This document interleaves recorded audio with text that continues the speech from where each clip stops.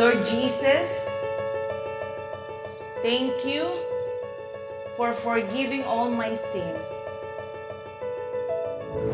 Thank you, Lord Jesus, for your love, dying on the cross.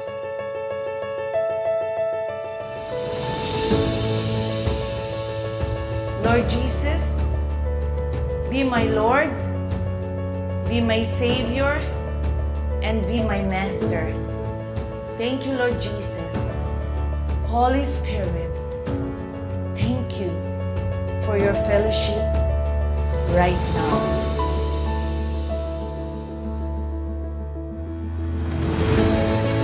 Because you are the God who create light and bring peace.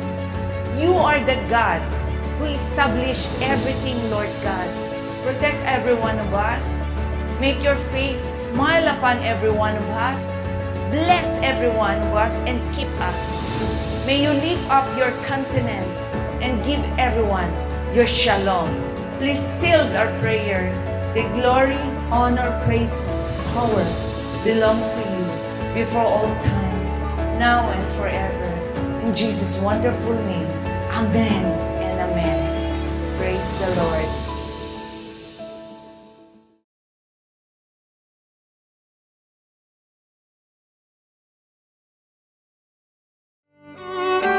Believable Story. Mga kwento. Naranasan kong ma-discriminate ng sarili kong pamilya. Ang hirap, no? Kasi lumaban ka naman ng patas pero iba yung tingin nila sa'yo kasi PWD ka. Buhay. Hindi madali na malayo sa pamilya.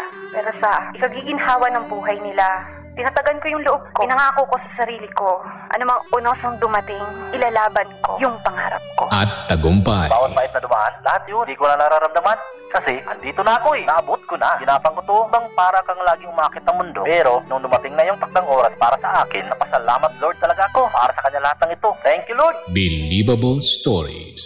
Kwento Buhay, at tagumpay inspirasyon sa bawat kwento. Believable Stories. Number 1, 06.7 Energy FM. And now, welcome po sa ating segment na Believable Stories. Yes! Nako, ready na ba kayo para marinig ang isa na namang kwento ng inspirasyon? Ayun, nako, isang MC taxi rider o motorcycle taxi rider na nakapagpatapos ng kanyang anak sa kolehiyo. Oh, ayan, tara. Nako. Actually, nandito na siya ngayon at makasama natin si Sir Noel Sibangan ng Bulacan. Ayan! Hello, Sir Noel. Magandang hapon sa iyo. Hello, good afternoon sa lahat ng nakikinig ng Energy FM. Energy FM 106.7. Yun, Yun. Good afternoon. Magandang hapon po. Ayan. Hinga-hinga muna. Hinga mo ng konti, hinga mo ng konti. Relax lang. Chill lang tayo, relax lang tayo. At medyo kinakabahan si Sir Noel. Well, eto na, simulan na natin, partner Sheena. Sir Noel, tag nito, ikwento mo naman sa amin kung bakit MC taxi rider ang napili mo. Wala ka bang ibang work o trabaho? May work po ako, pero syempre, hindi naman sapat yon para mapag-aaral mo yung anak mo. Mhm. So, naghanap ako ng ibang alternative or sideline para mapunon ko lahat ng pag-aaral niya sa gastusin. Ikaw ay may trabaho. So, ano pong trabaho po nila? Isa akong motorized messenger. Pag motorized messenger, ano po yun? Anong pinagkaiba nun sa ano? Sa mga delivery rider, Oo, sa yung mga sa yung- messenger natin. Yes, mga sa messenger. kumpanya. Messenger po kasi ano yun, parang sa company ka lang, doon ka lang. So, magbubuno ka ng 9 hours. Hindi katulad sa mga MC rider is nasa iyo yung oras mo. Hawak mo oras Hawak mo. mo yung oras mo. Yun, yung 9 hours mo, para sa kanya lang yun. Hindi sapat pa. So, ibig sabihin, magkano ba ang kinikita mo sa pagiging sa kumpanya na Sa pinagtatrabaho mo? kumpanya, minimum po, Minimum. 645. 600. So, kung sabihin natin, dun po sa pag-rider ninyo, additional pa po yun dun, Opo. no? 600. Paano mo na pagsasabay, sir? Ang hirap din. Pag umaga, bago ko pumasok, kukuha na ako ng mga booking. Hanggang sa makarating ako ng office, malapit na ako sa office. Tapos, sa hapon naman, pag out ko, ganun uli gagawin ko. Kukuha uli ako ng biyahe para madagdagan yung income ko. Tuloy-tuloy na yun, sir, hanggang... Tuloy-tuloy yun hanggang nag-aaral yung anak ko. Hanggang ngayon naman, tuloy-tuloy pa rin. Oh. Eto lang po, no. Syempre, meron po ba kayong katuwang sa buhay na kung kayo po ba isa lang pong nagtatrabaho? Mag-isa lang po ako. Mag-isa lang. Si Mrs. Si Mrs. wala eh. Ano paano pong wala? nangyari? Siguro, in short story, na lang, siguro, umalis siya. Bigla na lang nawala. So, yun lang, nakakalungkot. Isipin na, pag-isa ko talagang nataguyod yung anak ko. Yun lang. Ang hirap ng kalagayan ni Sir. Nanay ka na, tatay ka pa. Oo, kasi kumbaga ikaw na ang tumayo, no? At kumbaga gumastos syempre dahil naiwanan siya, putulan siya eh. Provider ka na, Provider. ikaw po yung Oo. magkakalinga sa anak mo. Magluluto ka pa. Opo. Paano po yung schedule ninyo? Kunwari po, pagising sa umaga, magluluto po ba kayo? Tapos, 4:30 gigising na ako niyan. Opo. Nagpe-prepare na ako ng kakainin niya. Tapos, kailangan bago ako umalis. Minsan naman kasi kasabay ko rin siya. Kasi nag-o-online school sila eh. Mm. May schedule sila eh. Minsan kasabay kong pumasok. Ayoko na kasi siyang maano sa traffic. Nasabay ko na siya Hinahatid pagpasok. mo na. Oo. matanong ko lang po, pag uwi po kunwari ng anak ninyo galing eskwelahan, sino naman po ang magbabantay sa kanila? Kanino nyo po sila iniiwan? Isa lang anak ko. Ah, Isa lang. nag-iisang anak lang. Isa lang. So, yun. Minsan naman, sinasabay ko siya pauwi Mm. para makalas din ako ng gastos. So, eto, di ba, kasi nga pinasok mo, kumbaga, double work to eh. Mm-mm. Bili mo, nagtatrabaho ka na, plus meron ka pang extra na MC taxi rider, no? So, meaning to say, medyo may kalakihan at saan ba nag-aaral ang anak mo noon? Sa private school, sa Fatima. Private pa. Fatima. Oo, university. Nako, magkano ba ang tuition ngayon? Iba-iba. Minsan 60, minsan 58,000, minsan 55,000. Minsan SEM. Tapos may summer class pa yon, minsan 20, minsan inabot ng 18. Depende sa sa units eh. Mm-mm. Ang galing, paano mo nakayanan yan? So, yung pagbibiyahe mo talagang... Oo, Tuloy-tuloy. kailangan nakatutok ka. Mula 5:30. Tapos pagdating mo sa office ng office hours, tatrabaho ka. Then pag uwi mo, kailangan may malinis ka na sapat dun sa target mo na pera para mapunuan mo lahat yung pang-tuition ng anak mo. Pwede ba namin malaman, Sir Noel, yung target mo per day? Target siguro nasa 1K lang naman. 1K. 1K. 1K a day. Malaki na yun sa isang araw. Oo. Bukod dun sa sahod. Never ka ba nagkulang kasi talagang everyday 1,000 pesos ang target mo? Kasi Oo. hindi natin masasabi. Minsan masisiraan ka, siyempre. Matitigil yung pag-booking mo. Kailangan mo na lang umuwi. So, ang gagawin ko niyan, babawi ako kinabukasan. Mas dadagdagan ko pa yung sipag. Kung hindi mo na-meet yung No, quota mo ng araw na to, Bawi. kinabukasan, Magkakaroon kasi ng yun. Kumbaga, magkakaroon ng effect yun pag hindi mo na-hit yung target mo sa isang araw. Kasi may goal siya, Oo. partner, dahil talaga magkano rin yung tuition kasi ng anak Oo. niya. So mabigat po yung kung Mabigat. kunwari magkasakit po kayo. Yun. Isa yun. Minsan, nagkakasakit. Yun, may iba pa akong ginagawa. Bukod doon, pag nagkasakit ako, Ano po yung Ayun, ginagawa ano yung ninyo? ginagawa niyo? nagtitinda ako ng chicharon sa mga katrabaho ko. Wow, madiskarte talaga to si Kuya Noel. Tapos minsan, nagta-tricycle din ako. Tapos minsan, nagwe-welding ako. Nagwe-welder ako. So kung ano-ano lang talaga. Kung ano-ano lang gagawin ko. Ang daming ginagawa ni Kuya. Pero eto no, sa dami po ng pinagdadaanan ninyo na nagpapaaral po kayo, tapos nagsa-sideline pa po, bukod pa sa trabaho ninyo. And meron po pong nangyari dun sa asawa ninyo, no, sa relasyon ninyo. Apo. Kumbaga parang wala na pong lugar Oo. para maging malungkot. Saan po kayo kumuhugot ng Yan. lakas? Inisip ko na lang yung anak ko talaga lagi. Yung anak ko. Yung anak ko, isip ko mag-aaral siya. Pinangako ko sa kanya na makakapagtapos siya. At yun, nagawa ko naman. Ang galing. Blessed talaga. Kung meron po kayong mensahe para sa anak ninyo ngayon, ano po yung masasabi ninyo sa anak ninyo? Anak, talaga, ikaw talaga yung sundalo dito eh. Ako lang yung nag-supply ng bala. Thankful ako natupad mo yung mga pangarap mo sa buhay, matutupad mo. Kasi yung pangako ko, nagawa ko para sa'yo. blessed talaga yung nangyari sa akin ngayon 2025. Masasabi niyo pong ito po yung, kumbaga, lucky year po ninyo, no? Yeah, 2025. lucky year. Yeah. At lucky year din, nandito ako, kausap nyo. Salamat. Kasama ko salamat. kayo. Maraming At, salamat po. At pinagbigyan niyo po yung aming imbitasyon. No?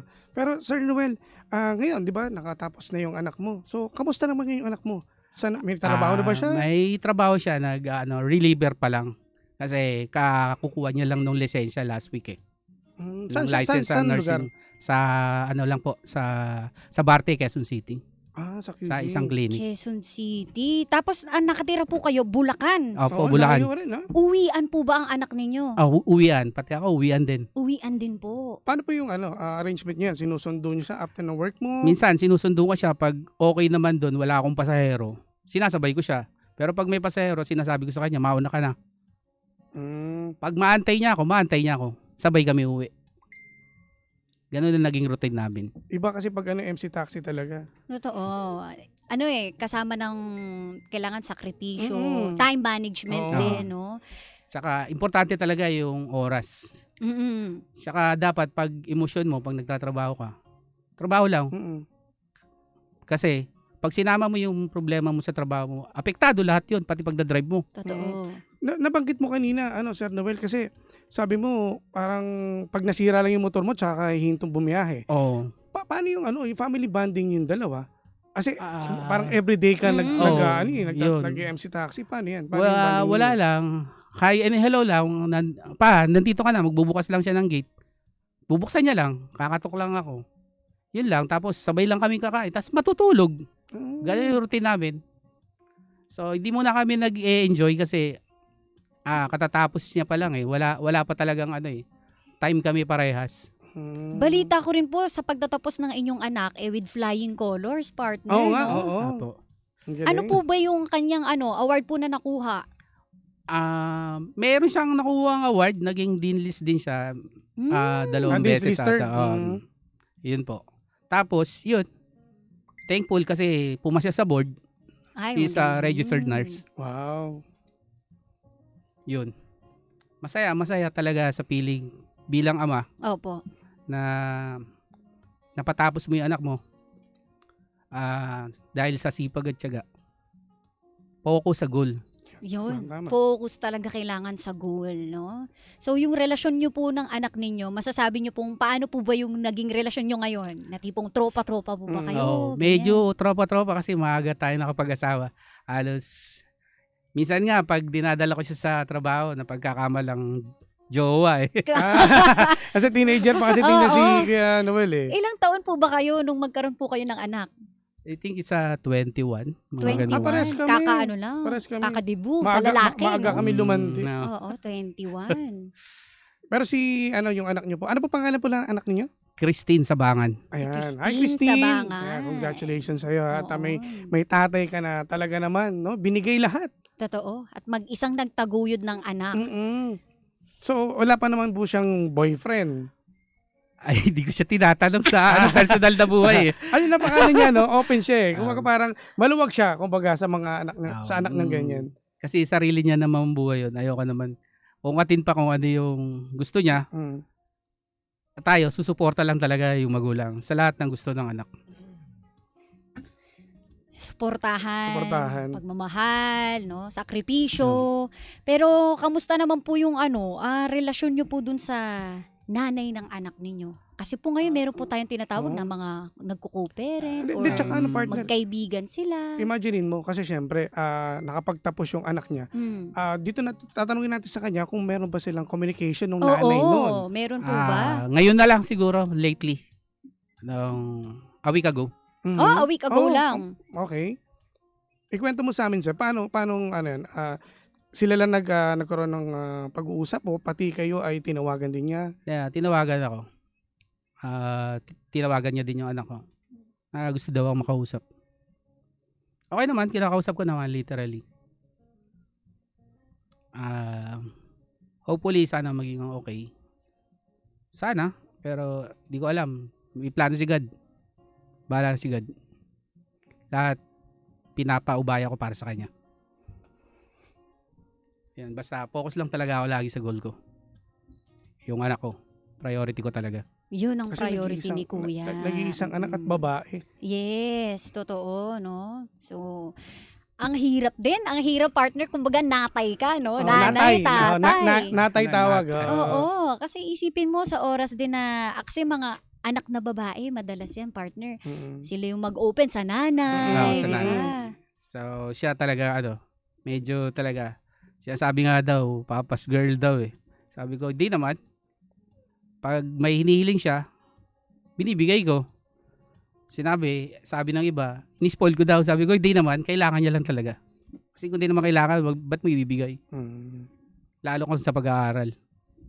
Hindi naman siya maano sa mga gadget. Kailangan. Katulad ng laptop, binilihan ko siya kasi kailangan niya daw sa school. Mm. Tapos, yun, iPad, binilihan ko rin kasi kailangan. Kasi kung di naman kailangan, kung gagamitin niya lang naman sa pa chika-chika eh. Opo. Wala.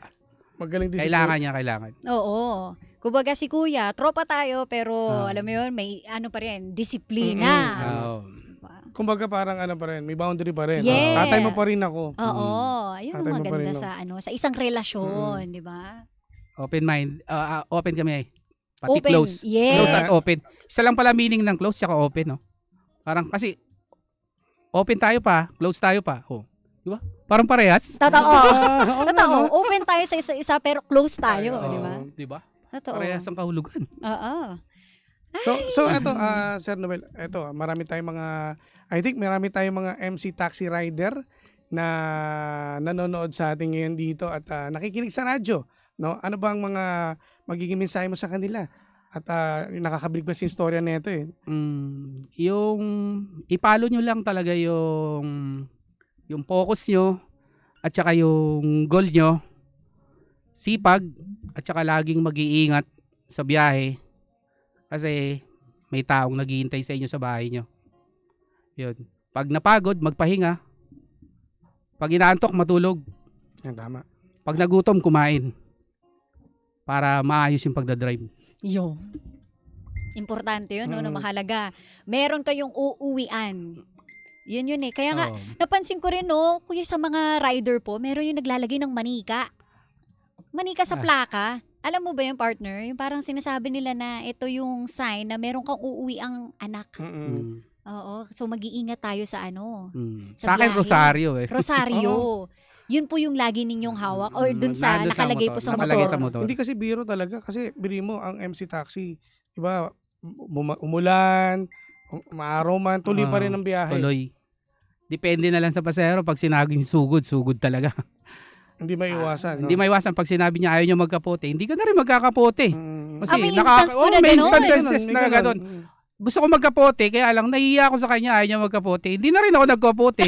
Basa akong basa. So, paano po yun? Ay, Uwi po kayo kapag ano, Basa na. diretso na yun. Diretso na ako uwi. Akala ko idediretso yung biyahe niyo pa ba? Hindi Kasi na, uwi mahirap na. yan pag basa ka eh. Nahiya kasi pa ako, ako. sabi niya, Kuya, gusto ko kasi ma-experience na nagmumotor na umuulan.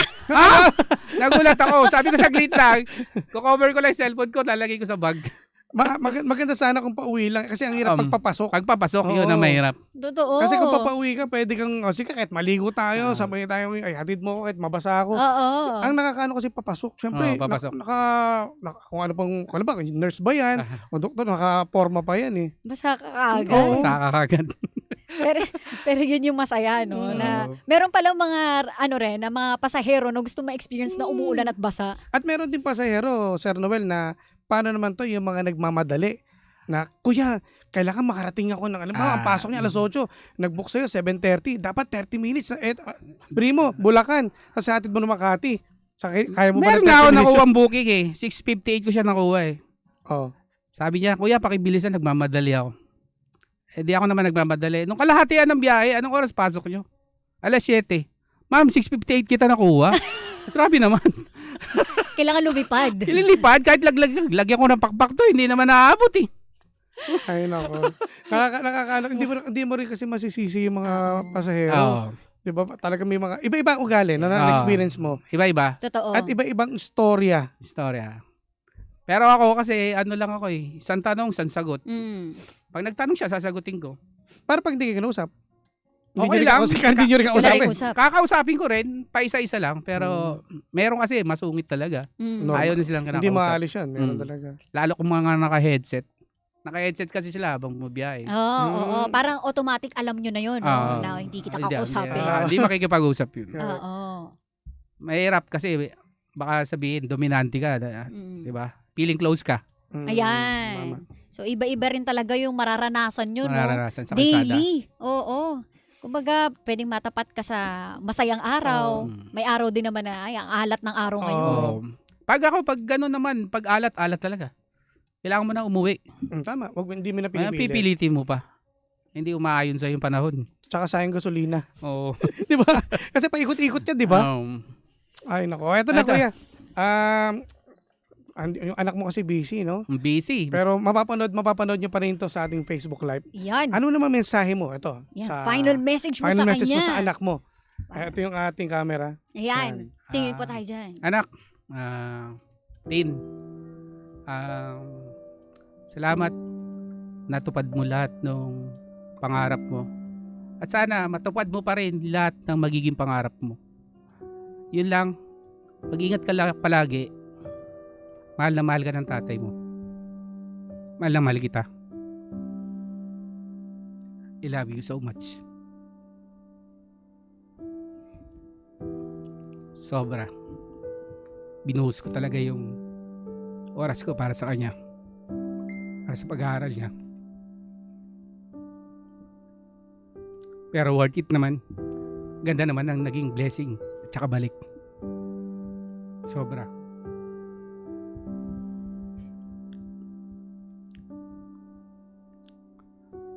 Wala na ako ibang masasabi, talagang yun lang. Napakaswerte ko. Naging anak kita. Kasi masipag ka rin mag-aral.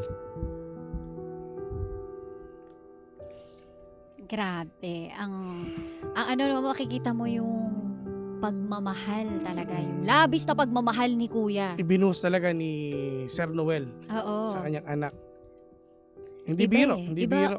Kapag lumuluha nga raw ang isang ama, no, parang mararamdaman mo yung tusok talaga sa puso.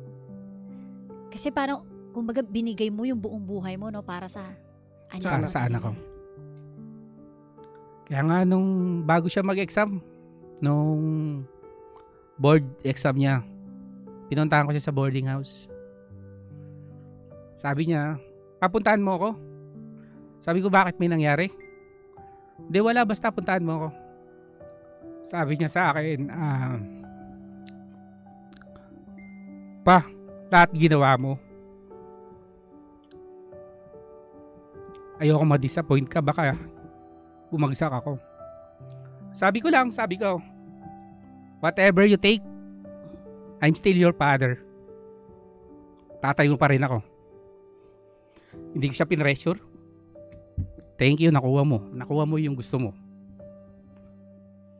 Believe din ako sa'yo. Grabe. Maraming salamat po sa pag-share ng story ni Kuya na nakakabilib talaga. Nakakabilib talaga. No? Isang ama na mag-isang nagtaguyod, no? Isa ka ring kaibigan sa anak mo. Diba? Kaya sana, no, sa mga tatay po, ano pong mensahe ninyo sa mga nakikinig po sa atin ngayon? Sa mga tatay, kung ano yung gusto ng anak nyo, suportahan nyo hanggang dulo, kasi yung pagiging tatay, habang buhay yan eh. Habang nabubuhay ka, tatay ka niyan.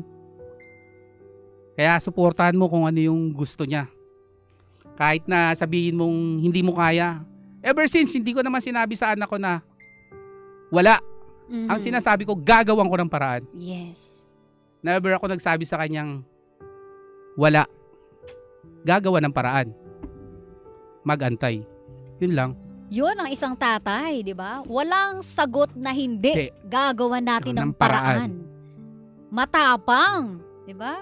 Kumbaga parang hindi, walang hindi mo ako makikitang mahina. Walang rejection na mangyayari. Gagawa ng paraan. Yun. Maraming salamat sa iyo, Kuya, no? At sa mga kaibigan Yung ni mga, Boss Noel Sibangan. at saka mga tumulong sa'yo. Yes. Siyempre, posibleng wala namang mga kaibigan to si Oo. Noel. baka may gusto kong pasalamatan. Talagang hindi ka iniiwan sa ere. Correct. Una-una, nagpapasalamat ako sa Panginoon. Nabigyan ako ng pagkakataon na makarating dito sa istasyon ng Energy FM 106.7. Salamat na imbitahan niyo ako rito. Siyempre, nagpapasalamat din ako sa unang taong tumulong sa akin. Naniwala at nagdiwala si Mr. Jason Salameda. Yan. Kaibigan tunay yan. Di kayo iiwan. Tapos, siyempre, sa Cervantes family ng Kainta, shoutout sa inyo. Yung tita ko sa Canada, get well soon from Canada. Hello po. Hello. Tapos sa Grupo Concentrate na Mandaluyong, shoutout sa inyo. Kay Francis tsaka kay Yam Yam Passion. Sa mga kumpare ko dyan. Los Biminda Reyes family ng Quezon City tsaka Bulacan. Shoutout sa inyo. Kevcon ng Villamuson and neighbor. Shoutout sa inyo. Parcon family, shoutout. Sherwin Aransanso family, shoutout. Sabangan family from Gumaok, shoutout sa inyo. Mga kapatid ko. Yan. Kapatid sa Japan, ingat ka dyan. Marian. Boss Regil, shoutout sa inyo.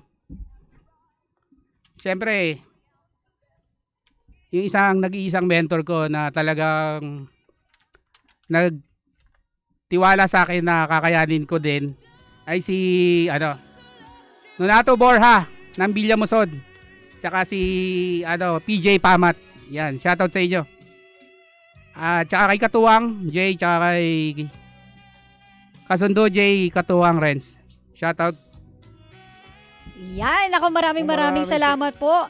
At dahil po sa inspirasyon ng buhay ni Kuya, ito nga po ang paghanga at pagkilala kay Mr. Noel Sibangan. Ayan, para sa pagbabahagi ng iyong kwento ng sakripisyo at tagumpay sa programang Believable Stories na nagsilbing inspirasyon sa bawat pangga. Ipinagkaloob po ngayong ika-13 ng Enero taong 2025, ganap na alas 5 ng hapon sa ikatlong palapag ng E-Square Building, Barangay North Green Hills, San Juan, Metro Manila. Kasama po ang aming puso at pasasalamat mula po kay DJ Jimbo and yours truly po, DJ Sheena, at sa Energy FM 106.7.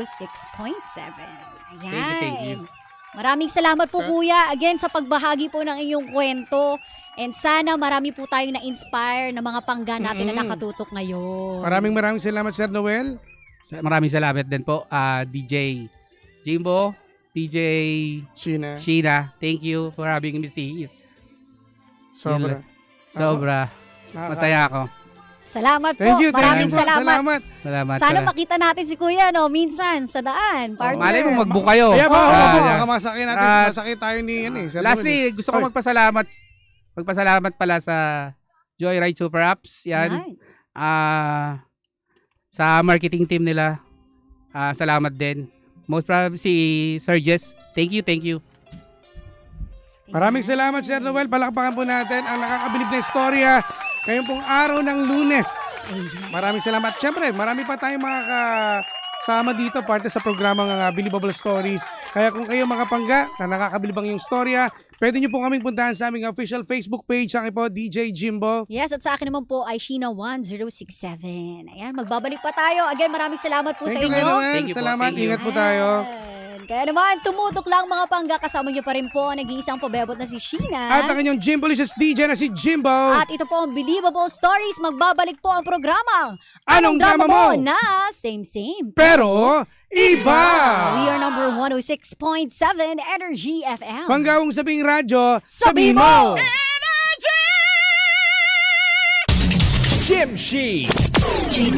Jimbo at